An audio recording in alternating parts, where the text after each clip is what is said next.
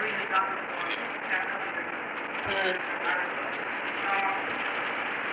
Still confused about this Jesus Christ thing.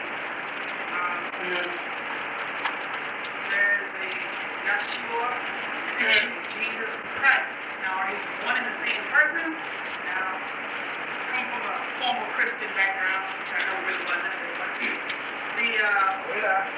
Jesus Christ died for my sins and for the sin of the world. Okay, that's a nice question. So we were talking about Jesus earlier.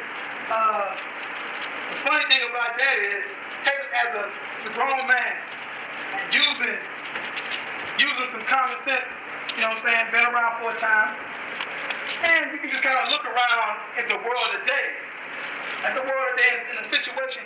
What type of a world do we live in? What do you see and what do you hear? What do you see on the television screen when you look at the 6 o'clock news, or better yet, if you look at CNN, which is the best news to actually watch, C-SPAN and stuff like that? What is it that you see? What I just basically talked about earlier. What is it that you see? I see death and violence in itself. Yeah, see a lot of that. Everybody agree with that, right? Okay, you see that. And a lot of what? Sin. For all the Christians in there. A lot of sin. A lot of sin that goes on up in it. That's been going on around the world. Still is going on. So if this man named Jesus, as they teach, died for my sins, right? And was supposed to do what? White, because they say he was a Messiah, or Muslims say Isa el Messiah, or Hamashiach, in Aramaic Hebrew, and Messiah, which means to, what? White. You know what I'm saying? The white thing, to anoint, is also anointed, the anointed one. Your father. And the deep part about that, even though we're dealing with Messiah or Messiah, which is a heretic word, if I'm not mistaken, which actually means what? Anybody know? It means alligator fat. Kind of funny, huh? Because the Egyptians would actually take the alligator fat from an alligator, and they would make the oil to rub and anoint their quote-unquote kings or pharaohs or whatever. So, going back to Jesus, which goes back to Jesus and those missing years that he had. Why did they teach about his missing years? I didn't see nothing about his missing years. So, where was he at? Either he was in Egypt or he was Horus. I don't know. Do you have Jesus and Tammuz and Horus in history? No, I don't have that. We have that available in the store. Okay? Now, with going on with that, because you start talking about this man named Jesus and what we are taught about this man named Jesus, or what we have been taught about him, Jesus Christ, right? Dying for our sins. So evidently, if we look at the world today, it doesn't look like he died for anybody's sins, because it's still major sin to wipe the world of sin. Why is there still sin going on? That's the question. Why is there still sin going on? You follow? Why? And not only that, but we also need to ask the question about Jesus, right? Did Jesus complete his job? Did he complete his job? Because in the scriptures, if I'm not mistaken, he's had many things to teach you, but you're not ready for them yet, right? You're not ready for them yet, and you don't believe on me, I have to send you another comforter. So does that sound like he completed his job? Or did it sound like he failed? I can't say either one, because maybe that wasn't the extent to which he was sent to do. No. Jesus was supposed to, as they say, die for your sin, and supposed to, what I'm saying is that in that statement alone, he said, I got a lot of things to teach you, and you're not ready for them yet. That means he didn't really, as we use the term here, raise the degrees. He didn't get that degrees raised. You follow? He was a teacher, and he was a rabbi, first and foremost, or a rabboni, right? So he did not raise them up to where they needed to be, because what he was trying to raise them up was to be gods. That's why he said, is it not written in your law? I said, ye are, and all you are children of the Most High. You follow?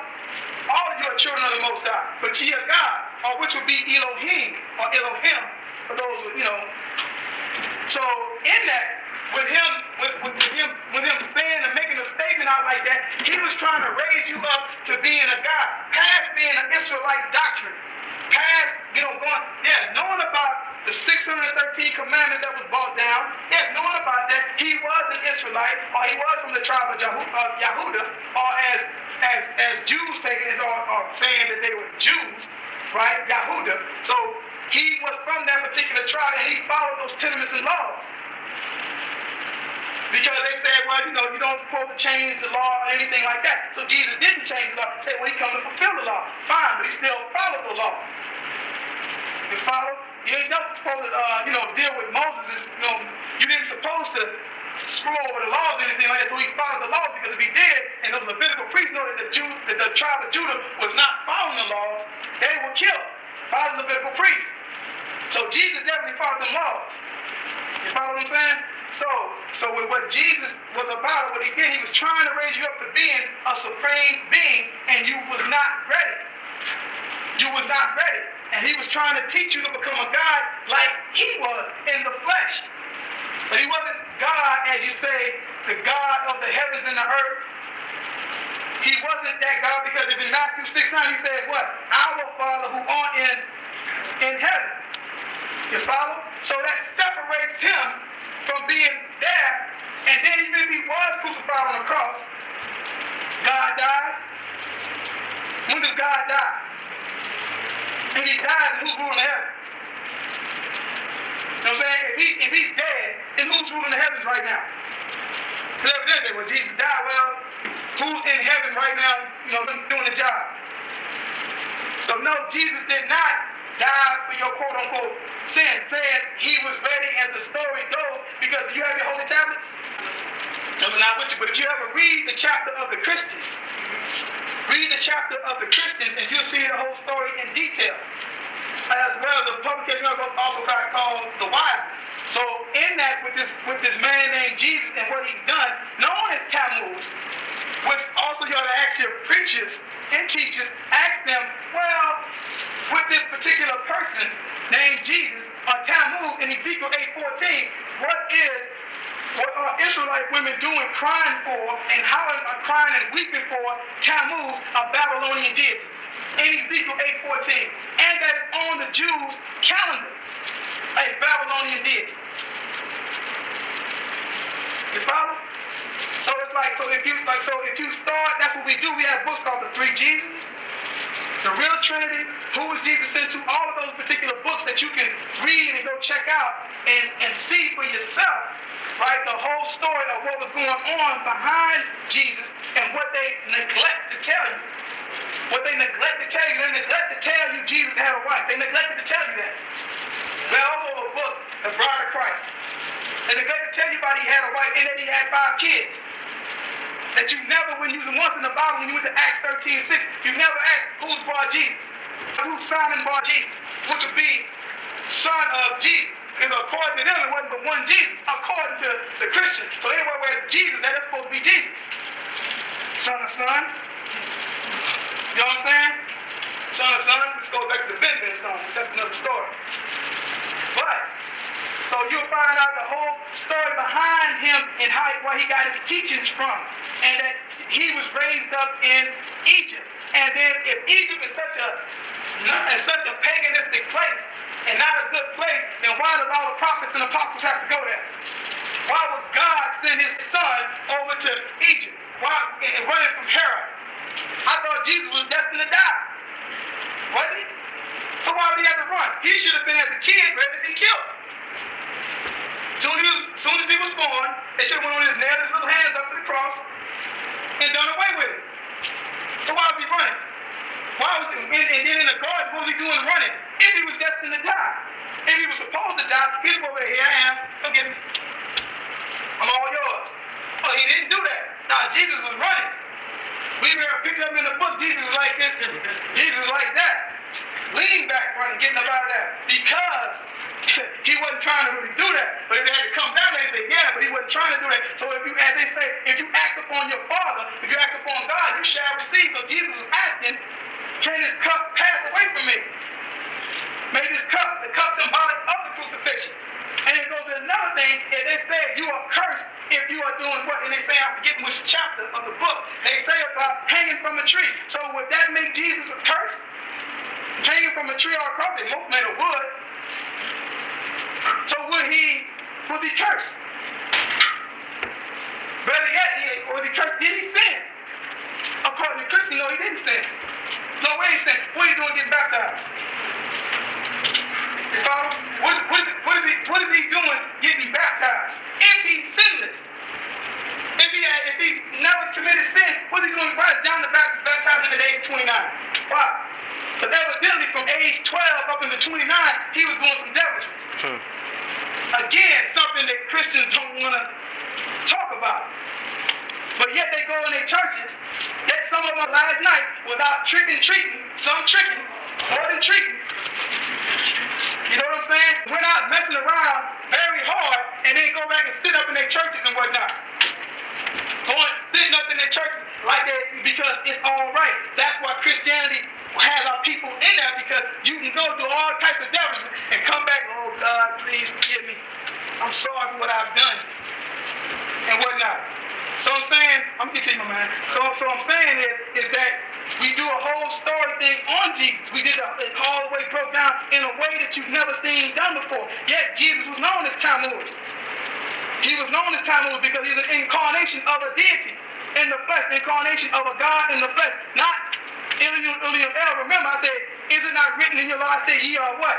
God, which would be Elohim or Elohim. So that is these beings. So Jesus was part of the elders that is known as Ananda. But he was an incarnation of a deity in the flesh. That was your God on earth. But what did you do? Hung him on a cross. You crucified Jesus. You crucified your God. Your God came down. This was the God that was assigned to you in Genesis 4:26. They said, man began to call on the name of the Lord. That was, like I said, because you got to understand that you're dealing with different beings that are coming from a different place, and they're individual, but they play with you in the word God. And you think that every time you see God, well, that's God. No, if you go into the language, it's a group of beings. And then you see Lord God, that's Yahuwah Elohim, that means that is a being of those. So Jesus was a being of those Elohim, of those elders, right? That they talk about when you go into ancient Sumerian doctrine. They talk about beings that crashed down in Eridu or ancient Iraq, or at present day, back in the day called Babylon. You follow? And those are beings from the sky. Those are beings from another world. And that's what did Jesus tell him? I'm not of this world. I'm from above. Where's he from? Evidently he wasn't from here. Or his spiritual essence wasn't from here. So he was an incarnation of a being in Tammuz in the flesh, which you can read in the chapter of the Christians. He was known as what is called an Ella Mutajessi, an avatar, what Hindus say, and that is divine in the flesh. You follow? And the things that he did, and what he was trying to accomplish, he was trying to raise your degrees up in a way so that you would no longer need mortality or mortal information. Because while we defiled ourselves and messed up in the garden as our parents did, that was the birth of mortality and the death of what? Immortality. And now you want to become what? Immortal again. So it takes an immortal being to show you how to become immortal again. Because that's what you were bred to be, a worker, but at the same time, you were supposed to be an immortal. You were supposed to be angels on earth and do as they do in heaven as they is on earth. That's what Jesus was trying to establish, but we didn't listen. And you killed him and you chased him and everything. Now you sit up there and now as 2,000 some years have passed by, you waiting on him to come back. Oh, and our people saying, Jesus, please return. Oh, I can't wait till Jesus come back. Or when our ancestors were saying, I want Jesus to come back. Not knowing that Jesus was the name of a ship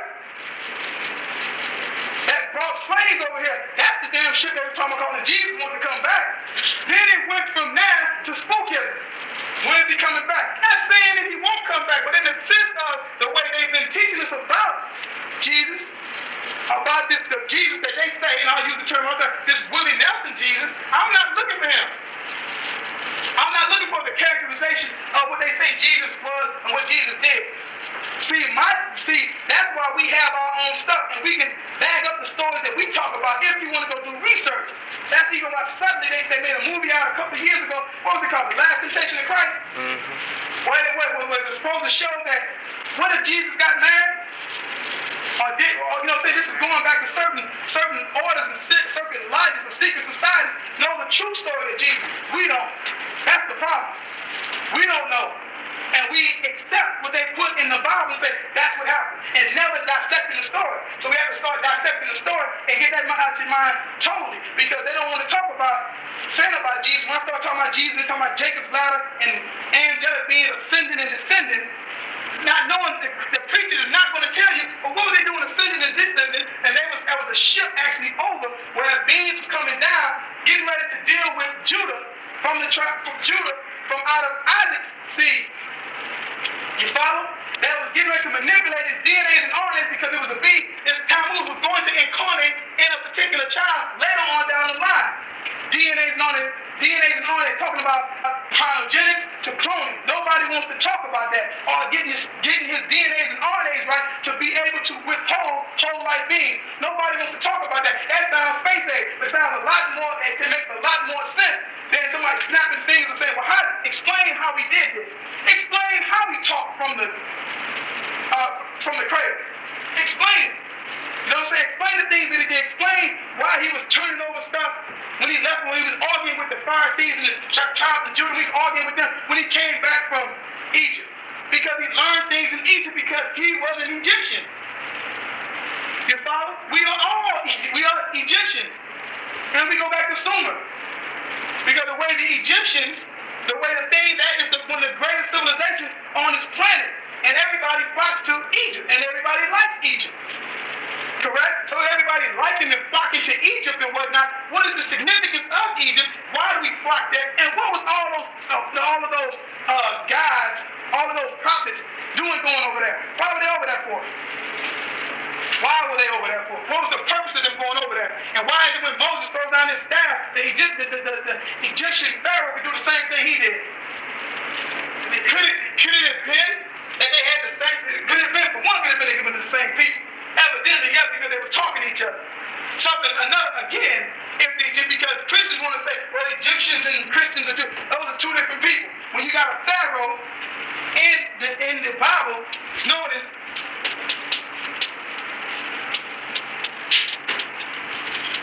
Abimelech. Listen to that again, Abimelech.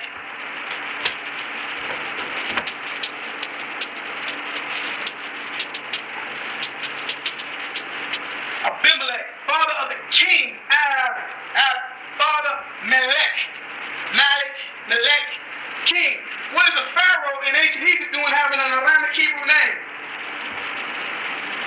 How? Unless he had some type of what would be known as Hebrew type ties or Israelite ties, but nobody wants to talk about that. You follow? Nobody wants to even start dealing with that was the name of one of the pharaohs. That's why Abraham had Sarah, and he took Sarah. Abimelech took Sarah. Oh wait, man, Abraham being a coward to a degree gives his, boy, that's my sister. That's what, you know what I'm saying? And the wrath started coming down on him, and he was like, nah, man, why didn't you tell me that was your sister? I was just trying to, I'm trying to get with her. You ain't tell me that your sister. No, we don't get out like that. No, go ahead. That's another thing they don't want to explain that. And because they were basically following the same law. But Christians want to make you believe that they're pagan. That they're pagans. You know what I'm saying? That we're pagans. They think we're pagans. Down in Eatonton, Georgia, all those Egyptian people's pagan. That's what they always say. That's what little stuff they had. All they pagans. So the same thing goes according the Egyptians pagan. But why they had the most dynamic history in the world that they have over in ancient Egypt. And all the pharaohs and whatnot went there. So Jesus had ties in Egypt. You follow? And he had a people, and he also had a group of people, or he had children, you follow, that stayed in the Sudan area, over in Nubia, which is in Egypt. in that area. And those people became known as the Howden Dawa or the Fuzzy Wuzzies. To this day, all the Sudanese people from which our teacher descends from. You follow? So in the essence about Jesus, that no, he did not, quote unquote, die for your sins, because he didn't die, because he lived to be 120 years old, and was taken up his father, who was Jibrail, taken up after his days was that of 120 years, refer back to Genesis 6:4. You follow? That took him up where they took his blood as well as his semen and put it on ice on the cryogenics, unless this person has to come up again, freeze his genes, and they resurrect him when he's known as Sanenda, not Jesus, are known as Sanenda. And he's doing just fine and waiting for the return and coming up with the return. That's what they don't teach you. And so far as resurrected. But they had to teach you Jesus, they had to teach you that the sun set. Right? Does the sun set? But they had to teach you the sun set to teach you about this Jesus story, which is ancient Egyptian mysteries, which goes back to that book, Jesus and Talmud and Horus in history.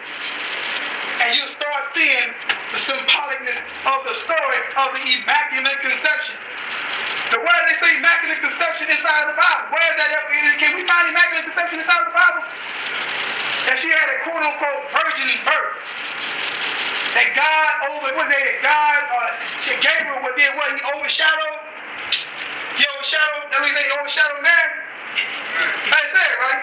Now, how many women in here who got daughters, and if they got pregnant, and she coming out, he just overshadowed me. Y'all not gonna believe that. Y'all know good and well, he overshadowed her, all right? He didn't just stand over her. Something went on. So why is it that everybody else, when it comes to entering in, or a term that came into, a term called Dakara, enter into, why is it when you get to Jesus, it gotta be something else? Oh, it's all fine when Abraham entered into Hagar, or entered into Sarah. That's fine. Everybody else can enter in or came into, but when it comes to Jesus and Gabriel, entering in or came into Mary, no, that's not what it meant. It's an Immaculate Conception. But they use that in Egypt, or they use that, but they get parts of the story from ancient Egypt. Whenever Osiris and Set kills Osiris, and he does what? Chops his body up, right? And 14, how many pieces? 14? Some said 14, some said 15. Yeah, well, it's in the teen pieces. You know what I'm saying? It's in the teens. Alright? So nonetheless, they chopped it up. And one of the things that was chopped up was his penis. But they say, well, she got the penis, what they say, which is a phallic symbol, which is where you get of the lighthouse or the minaret. They're dealing with the minaret, because if you look at a minaret or a lighthouse, and the way it's shaped, and the light inside of the minaret, that is light. That's light. So, and which is when you're dealing with the sperm that comes out of a man's penis. That's light. You follow that? So that's why they have that monument. It's a phallic symbol which goes to male dominance. You follow? Like that. So they say that, well, she took a dead penis, as they say, and used that, and they came up with Horus. You follow? Same thing as with Mary, God overshadowed, or Gabriel overshadowed Mary, and she didn't have no sex at all, and she came up with this child named Jesus. That also is known as Horus. You follow? Or Tammuz. So Isis was Osiris' wife and chopped up in all these pieces, but they don't go. But say they leave you, and then you kind of think Egyptologists have you hanging there. So how is it done?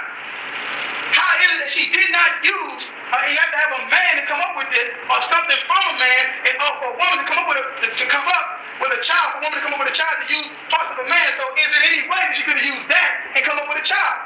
No, but they don't tell you that in Egypt, or they say Mr. Chem, which is actually, if you take Chem, which means black, and goes into Chem, which is your chemistry, you follow? Chemicals, these were scientists, so these scientists knew about DNAs and RNAs, and they knew how to clone artificial insemination. You follow? Artificial insemination. Sounds crazy, but as I hear on the news, that's all we've been talking about. That's why this book has came back out. Because when it came out in 95, I said 2 weeks ago, came out in 95, a lot of us were not even near being ready for that. Now, all they talk about is cloning.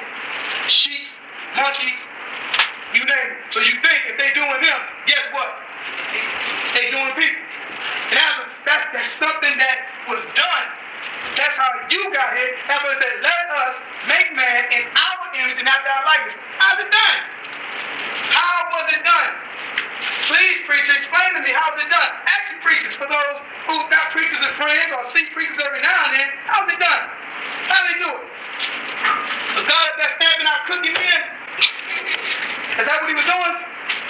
Is that the type of stuff that he was doing? Or they want us to believe that foolishness? They want us to believe that foolishness. That's exactly what happened. Instead of saying that, you know what? Is it possible that they clone? And they say, well, that's not in my Bible anywhere. Oh, well, see, you just want to stay in your Bible. That's your problem. You don't want to go to ancient texts that predate that tells you about the story. Or even have certain carvings and stuff on the wall where they're actually showing you with little test tubes. Don't talk about that. Ancient Egypt was way advanced. Your parents are very advanced. Very advanced. They are thousands upon thousands years more advanced than what you are. So that sounds more logical than because nobody can even explain. Now Christians are on the run to a degree. They're starting to say, well, Adam, because brother was telling me on the radio, well, the way it came up with Eve, they took Eve's DNA, took Adam's DNA, took it from Eve, took it from Adam and injected it and all this type of stuff. They say that now they're trying to say that, now that means in the tiptoed over in our doctrine. Quiet is kept. Quiet is kept in the tiptoed over in the doctrine like a thief in the night. And they tipped over that and they grab something, but they still want to hold up to this churching and going on and stuff. They still want to hold on to that, but then they know it makes sense, so they tipped over that and they grab the book because your brothers will be at your tables when you're on your walk routes or what have you, or even when I'm here at the store, you never know who's walking in the store. It's a brother tell me, it's a preacher comes in and buys books left and right. But do you think he's going to ever get to the point where he's going to actually have to just break down and just bear witness to who he is? Nah, because he wants to keep a congregation and he wants to keep some power over them and make it look like it's coming from me. Because his people is not going to read it. But he'll throw some of that in there, but to keep himself sharp and on the book, we won't come to class or nothing like that. That's kind of why we have class the time we do. That gives everybody an opportunity in church to get off, but it pretty much ends at about 1 o'clock. Unless you got them churches like I used to go to that church all damn day. But that give them an opportunity to come over here. You follow, so that they can ask questions. Not for us to dissect, not for us to beat them down, but we are wasting time and we cannot no longer continue to believe in this foolishness. That makes more sense about cloning and whatnot, and they've been telling you that for years and years and years, but you don't want to listen. You do not want to listen. You much rather would go into that silly belief that some man that God stumped you out on a cookie pan and flooded you out there and then you came about. Or it's a whole process behind it. Just like I was saying in the book called Science of Creation. Create. What does create mean? So bring about from basically nothing, right? Create. Right? Making is using what's already here. Create. So God created. Right? And it's called and earth is known as the creation. One of his creations. So with the suffix ION at the end of it, it was a process. It's a process. So there had to be a process of creating or to come up with your finished product. Here's my creation. And it took a particular process. So why is it so hard for us to try to really start planning that there's other beings that's more intelligent, far more intelligent than we are, that will be able to do this? And it is. And you can go back this up by going checking it out. Now, Tamahus can go there, go do it left and right. Our people, a lot of them won't do it. We don't want to do that. Or we don't want to deal with those other books. You have a book called the Nuwabu or tablets, the Nuwabu, Gilgamesh epics, all of these ancient tablets that predate your Bible. That will give you the name and will make the story clear of to find out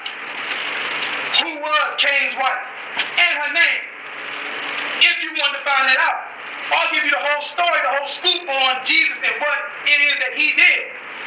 But nobody wants that. They want to stay into that because it's a responsibility.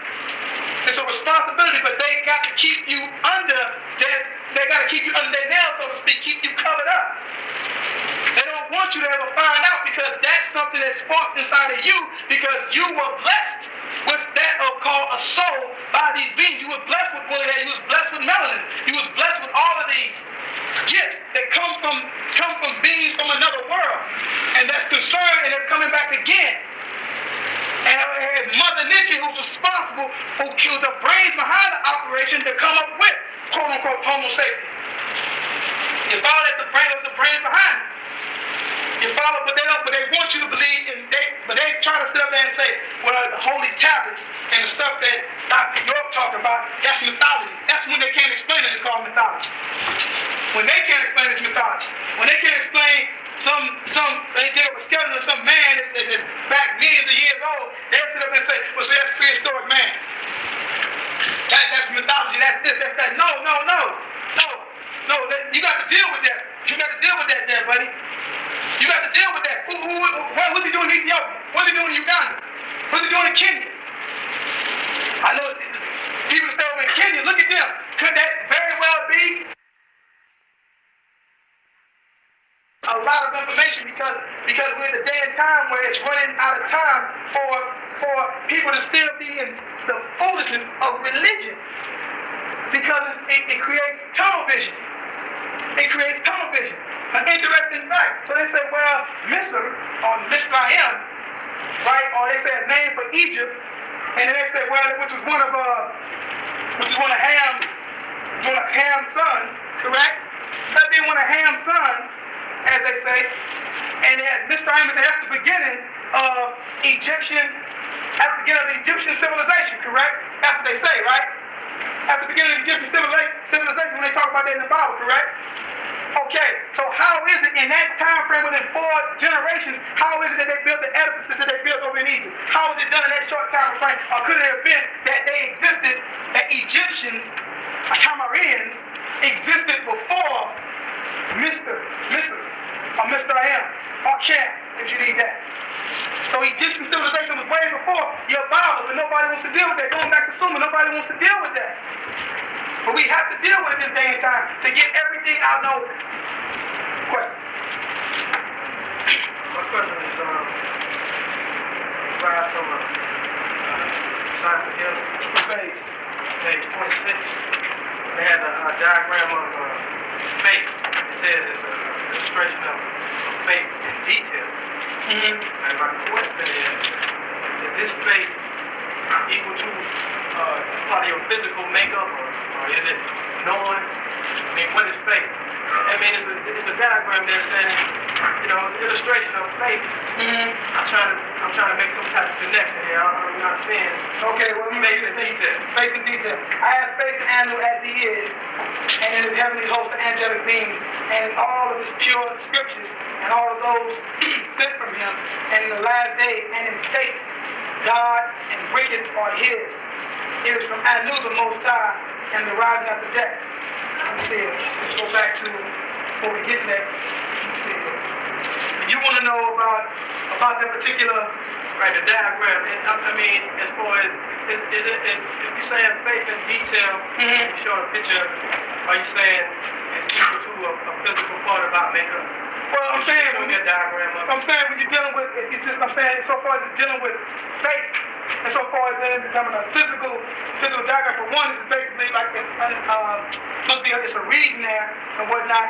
And the saying about we do have faith to a degree. Let me just deal with what faith is first, and then maybe I can digest what it's really saying in detail. So what is faith? Okay, it's a good definition of faith. That's a good definition of faith. We all know what faith is. You might have faith in something, but my question is there something more to it? If you show me a picture with a diagram, there's definitely something more to it. That's all I'm trying to catch up. Because when you deal with first, you got something? Yeah, you coming from up out of that. Science of Healing, right? It says, I have faith and I knew as he is, and in his heavenly hosts, the angelic beings, and in all of his pure scriptures, and all of those sent from him in the last day, and in faith, good and wicked are his. It is from Anu the Most High, and the rising after death. That's what you're talking about, right? You want to know about? Well, I mean, you're looking at the diagram, right? Yeah, well, that's actually what I'm saying. That just if you take a look at that, it's basically as an above illustration of faith in detail. Faith in detail. That's Arabic writing. That's basically like a parable. Oh, okay. That's actually a parable. We dealing with faith, having faith. Like I said, when we in religion have gotten to a point where we believe in as a blind faith that we won't check anything else. Well, I got faith. It's a bridge right there, and ain't no damn bridge there. And you just walk. I got faith, and just bam. But when we get back to faith and be like, well, faith, okay, it could be a bridge there, but let's break down and make sure it is a bridge there. Being able to prove that you have faith in the provision of what you have pretty much proven. You follow? And that's the same as like believe. They want you to believe in something without, you know what I'm saying? They say believe. What's the term? Believing is, well, we say believing is seeing is believing. Right? But no, seeing is actually knowing. You follow? Seeing is actually knowing. So it's like we are trying to do with our faith, or that the faith that we have, quote unquote, we have a certain amount of faith in the Supreme Grandmaster teaching. You follow? Have a faith in what he has proven to us. Right? What he's proven to us that who he is through his actions, we have faith that he's going to do what he said he's going to do, and he has done it in all the years that he's been in. So you have faith. Because that's why we trying to grow out of that and trying to come up with being immortal or coming into being immortality, right? You have to outgrow faith and belief and start going into experiencing God. No longer having faith in God, it is time to start experiencing God and God, as they say, or Anu, as he is. You follow? Faith, amen, this can be trusted. You follow? It can be trusted, which it goes from, like I said, mu'minun, mu'minati, or that faith. What question you have? With that faith vibrate on a mental plane, because I was also dealing with the planes, 7 planes. I'm familiar with the chakras, 7 seats. So is faith on the mental plane, or is there somewhere in here where it describes you got 7 planes? Okay.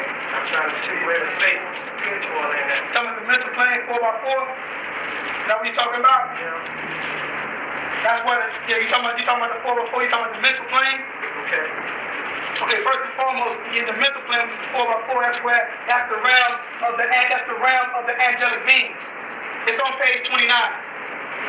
It's the realm of the angelic beings, because once you go from that's when you're coming up to meet, as they say, the elders at 4x4. See, in order to get to the 4x4, you have to learn to vibrate at a particular rate.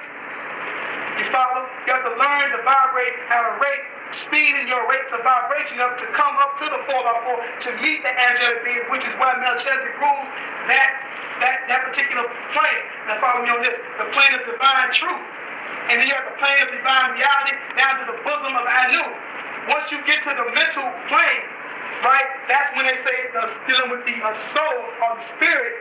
Spirit houses the soul, and for it to go on to the next realm, divine truth. Like the information that we're getting now, right, it was coming from the mental plane or the 4x4, also coming from divine truth to divine reality, because everything that we're coming out with, it can be, as he said, it can be trusted.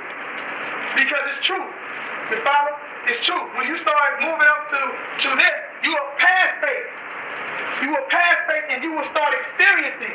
You will have divine truth into reality. See, we have a certain amount of faith, so we would be, as we say, as Muslims, mu'minun, mu'minati, having faith in Amen, with the end after the prayer, Amin, or Amen, which is an Egyptian deed, Amin Ra, or Amin Re. You follow?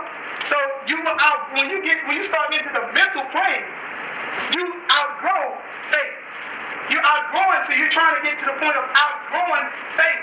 You need to start experiencing. No longer in faith, that means you know beyond a shadow of a doubt. You follow? That's why even right now, with all this information that we know and that we're learning, and that we went out and tried to improve it and did what we had to do and go out and propagate it and whatnot, what happens is, once you learn all this right knowledge, this is not it. You go from right knowledge to light knowledge. You follow? But in order to get to light knowledge, you have to outgrow faith. That means you have to put away moral information. But being that we're still in the physical, you follow, in the physical, and we're still caught up in the persons, places, and things. We're still caught up on that. We have to outgrow persons, places, and things. So it takes a being that comes beyond persons, places, and things to show us that there's more to it, because all that you know and so far what religion teaches is on the side of the hydrogen atom.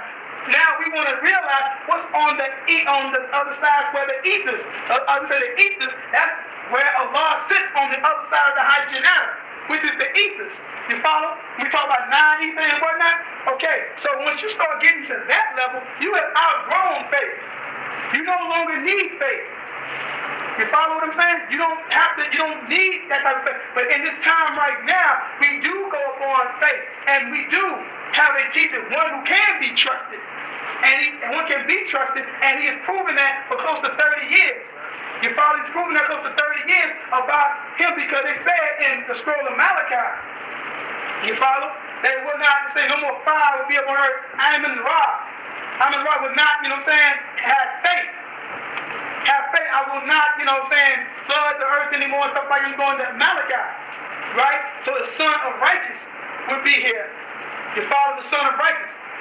S-U-N, you follow Shemesh Zadok, the son of righteous, which would be Malachi Zadok or Malachi or Melchizedek.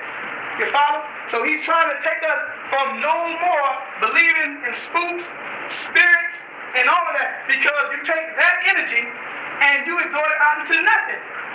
You follow? In belief. I believe in this, I believe that. And we always broke down believe as be, lie, Eve. Lie to Eve's children. And that's exactly what it is. You're being lied to. Everything that they tell you in religion, you have been lied to. You've been lied to in the sense of that they told you that they gave you the wrong interpretation. They mistranslated your Bibles, your Quran. They did all these things to take you off a path. And they're trying to still take you off a path with everything. From technology, for food, women, men, this, that, trying to take you off of it, becoming, trying to get into divine truth. That's where this information is coming from. It's coming from divine truth, and it's getting to the point where it needs to be divine reality. You follow this thing that we're talking about that he's been saying for close to 30 years, that now is coming to pass that we couldn't fathom, we couldn't even take it. We couldn't even take it. We had to sit up there and wait all those years and go through the school of the Mohammedan school, go through all of that, even though we stayed steps ahead of people, go through that whole school and try to find out that all the things that he was talking about now is coming out. Now, Doc, you're right. You're right. After all those years. He's been talking about coming almost 30 years ago. But he was crazy. No, we wanted to sit there and zikr Allah's name, sit up in masjids and rock backwards and forward and get off and all of that type of stuff. That was fine, but at the same time, he had more stuff to teach us. There was more things he had to teach us. And this was the divine truth. That's why in 92, we shifted gears into right knowledge. Now I got 8 days, 8 years to transform you from a mortal to an immortal being. So he had to you got to put away your Bible, your Quran, your Torah, all of those religious books. Because he went head on, and being the God that he is, he went on and translated all the quote-unquote religious books that our people are in, so they can go ahead and have a proper translation. Since the other knuckleheads ain't gonna do it, since they obviously don't have the time to do it, or I think they have the time, they just don't have the know-how to do it. You follow? So he's taking us to a level of outgrowing faith and start dealing with truth and the reality, which will work you all the way to the bosom of your heavenly Father, known as Anu. You follow? Got it? What? I had a question about who and when his Antichrist movie video. He was talking about Bohemian Society. Speak a little bit more. He was talking about the Bohemian Society with Ramses. My question is like the whole science of clothing. I understand how they can clothe the body, but how do they actually get the soul into the body? got man from Planet Risk? I read part of it. That's a part of that.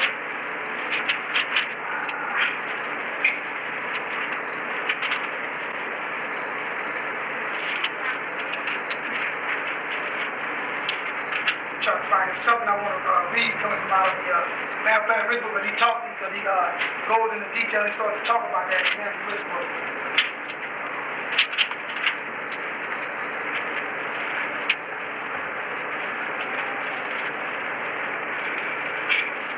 Okay, we'll start on page 18.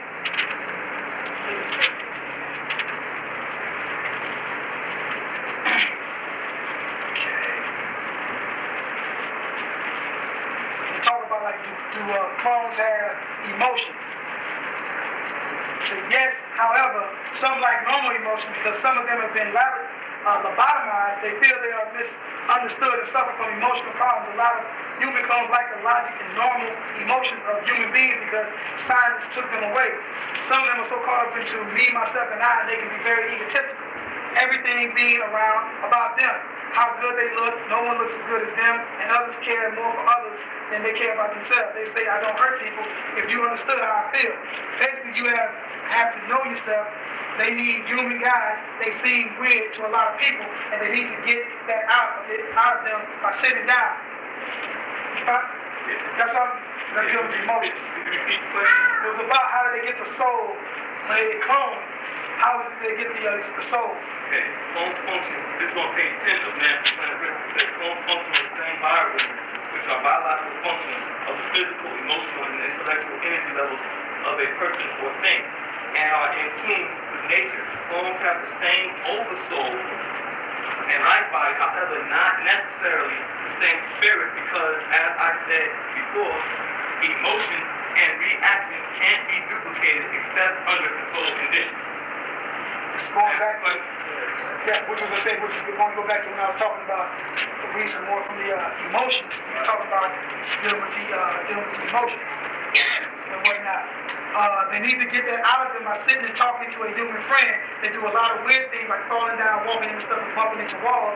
Certain individuals, be they Mike Tyson or Jeffrey Dahmer, will be used for their new fighting machines of human killers.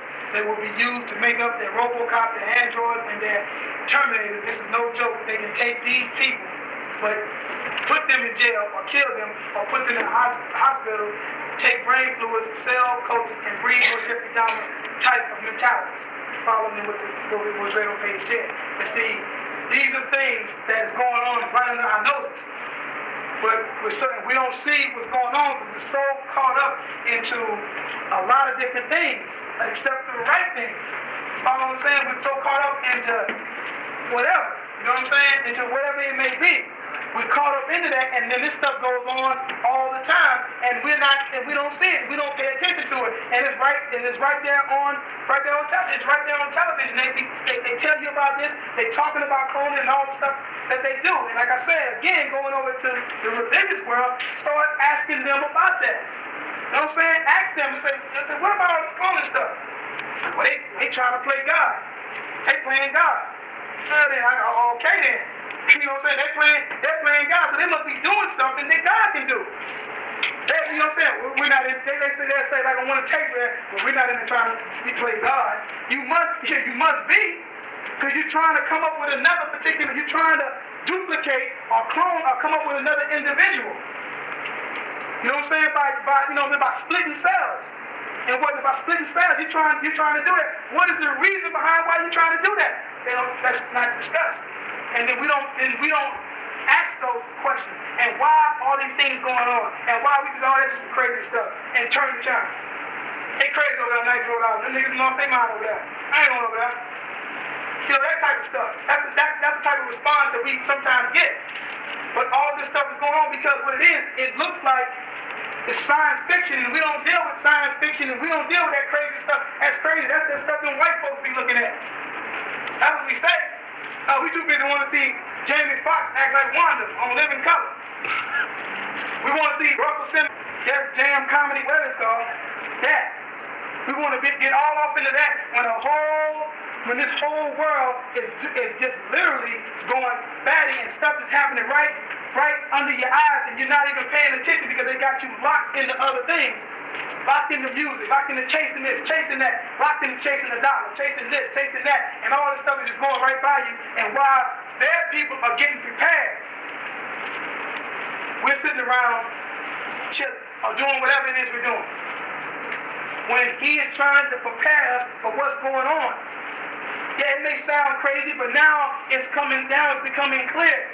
You hear it and you see it on the television. Some of us might even turn it down. I can't look at that. Because it's real. And you're starting to get scared. That's all that's happening. You don't want to see it, you don't want to believe it, or you don't want to acknowledge it, but it is starting to happen. Everything that he's been talking about for all these years, from 70 to 90, from 90 to 1998, 70, 80, 90 to 1998, it has come to pass. It has come to pass, and it's coming. If you look in the back of some of the new holy chapters, they talk about the seven thunders. All that stuff is going on, or is happening, or has happened, or is happening right now.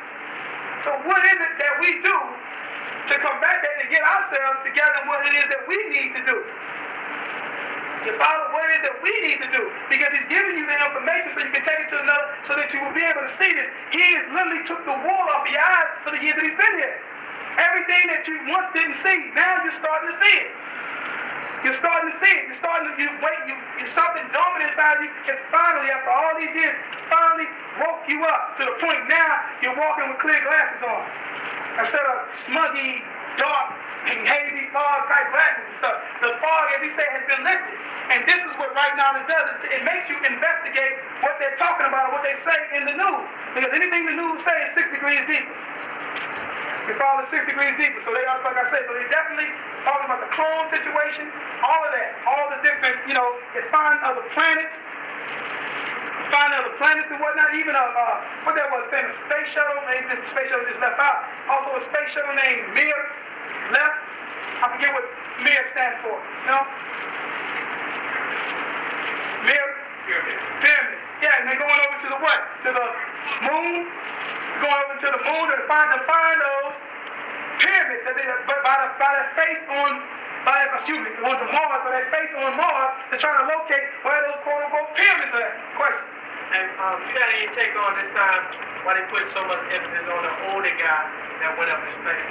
And any take on any insight on why no Nubians went this time? I don't know anything about it. I haven't heard anything about it. Master Kevin, I haven't since it just happened. I haven't heard anything at all about it. I'm sure it's probably something behind it, but I don't have a clue. It's always, in the best place, always something behind it. Question. Possibly talking about, he say, like spaceship, like when they come, he say they manufacture right here, and the way they manufacture, he said, you know they came, they was built right here from Earth because of aerodynamics. I don't really understand how they... No, when you start, let me see, because I know you said some certain ships from outer space, like you say, run off of a fuel called Omicron, right? That's actually, it's in the Planet Risk book. And if you go the way that in other words, the way that they fly, like if you catch some ship, they actually have smoke or whatever they say coming back from behind, which let you know that anything coming from up outer space is not going to have that. Now they got the technology from other beings. They got the technology from other beings that came down, but they're using it just here on Earth, and they're not. They can't do the certain things that they do from ships and whatnot that's coming from outer space and whatnot. You may have something there. Okay, right there. Okay, let me see. And the question, this is coming out in the Biblical Almanac Fact and Fiction, which is a good book to get so far because it tells you, because people want to always know about the whole thing about the stuff that he's talking about, fact and fiction, and he'll give you insight, or give you scriptural evidence, as well as show you not only the scriptures, but show you in a quote unquote tabloid, because that's another trick that they do. They put a bunch of garbage in the tabloids and say, oh man, I don't believe that, but that's when they ease some truth in that for those who know what they're looking for. For those who don't know, they just look at it like it's a stupid magazine. So what about those crafts that people claim they see? 60% of the crafts that they are flying in the skies were made right here on Earth. It is obvious by the construction of the craft, how they fly. Some of them have wings and other saucers are oval shaped. That's why most people call them disc saucers. Most people say the craft they see came from outer space. In an atmosphere such as the outer space, there is no air. Why would there be crafts constructed with wings or saucers shaped? This is one way that you can determine whether crafts are made on Earth from the outer space. This is called aerodynamics. What is aerodynamics? It's the study of flow of air and other gases and of the forces acting on bodies moving through the gases. Aerodynamics is a combination of the word aero, meaning air, atmosphere, taken from the Greek word air, meaning air, or dynamic, meaning of relating to energy and object in motion, taken from the Greek word tenacity. Aerodynamic forces act on airplanes and many other objects that move through the air. Make note the spacecraft, such as shuttles, they are sent up to other planets. Do not involve aerodynamics because there is no air and space to produce aerodynamic forces. Only its flight through the air atmosphere involves aerodynamics. Now, the UFOs that people are seeing every day from outer space, where it consists of no air, then why are they shaped to fly through Earth's atmosphere, an atmosphere that has air? Because they are made right here on Earth. Right there? You know what I'm saying? So it's like, so that shows you that, so there was certain beings that did come down and gave Hitler in the Man from Planet Risk book knowledge of building certain crafts, so people will see a lot of different crafts and whatnot, like that. And at the same time, so you have a mixture of those crafts here, as well as a mixture of crafts that come from outer space. Because a lot of times, I don't know if you ever noticed it, because you have a war or a Star Wars going on right now. If you ever notice when it's like cloudy or whatever, you ever see when it's like, it looks like it's lightning or whatever, lightning in the sky, but there's no sound, and just lights all up in the air. Just like, it looks like it would be lightning, but after lightning, you know it's always a pow, something like that, right? And it's a Star Wars on other beings that's fighting over this planet right now. And nobody can start explaining that type of stuff that goes on. Because those are things that is needed in this day and time, because you got beings that want this place, and then you got other beings that's here that's only interested in the preservation of the planet. You follow? And you have beings that's coming here for their children and whatnot, for those who are in their image and after their likeness, and who have raised their degrees up or have raised themselves up to be worthy to be, if need to be, quote unquote, taken and whatnot. You know what I'm saying? So again, with the crafts, and like I said, with the visual Anunnaki factor fiction, again, but these things are mentioned right in the Bible as well as your Quran, but nobody wants to go inside of the books. They want to look beside that. They don't want to see a cylinder-shaped craft or a type of cloud, because they don't realize that crafts hide behind clouds. They can hide behind clouds, and with them hiding behind clouds, that's how they disguise themselves. Anytime you see a lot of quote-unquote extraterrestrial involvement, what happens is always a swarty day. It's a cloudy day, so they can do what they have to do. You follow? It's a forecast. So it's like that's how they come in. That's how they come into the atmosphere and do their work and then be on their way. You follow? Any other question? When 144,000 is taken up, right? Where would their physical family be that represents the land?